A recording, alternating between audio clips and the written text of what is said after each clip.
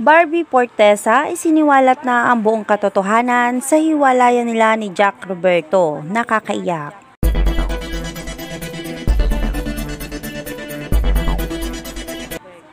Ikinagulat lahat ng fans nila Barbie Fortesa at Jack Roberto ang balitang hiwalay na ang mga ito. Sa Instagram account ni Barbie Fortesa, kinumpirma niya ang balitang hiwalay na nga sila ng kasintahang si Jack Roberto na tumagal ng 7 taon.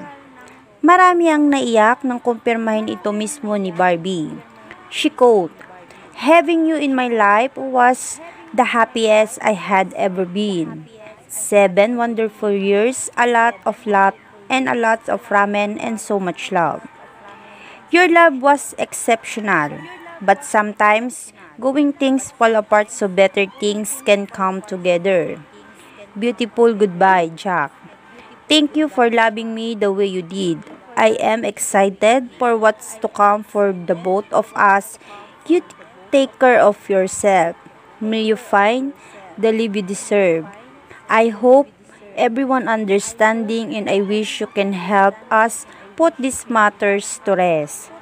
Halo-halong emosyon ang nararamdaman ngayon ng mga taga-subaybay nila Jack Roberto at Barbie Fortesa. Naging palaisipan naman sa marami kung ano ang naging dahilan ng paghihiwalay ng mga ito. Dahil marami ang naging saksi sa kanilang relasyon na punong-puno ng pagmamahal. Maging ang malalapit nilang kaibigan sa industriya ay hindi rin makapaniwala na maghihiwalay pa ang mga ito sa kabila ng magandang takbo ng kanilang relasyon. Marami naman ang umaasa na muli pang maaayos ang kanilang relasyon at muli silang magkakabalikan dalawa.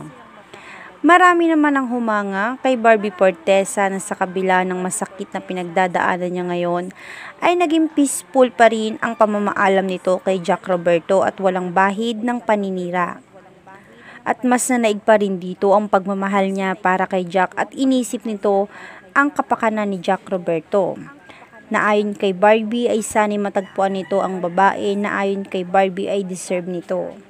Sa ngayon naman ay marami ang nag-iintay sa magiging pahayag ni Jack Roberto matapos maglabas si Barbie Fortesa ng statement tungkol sa kanilang hiwalayan.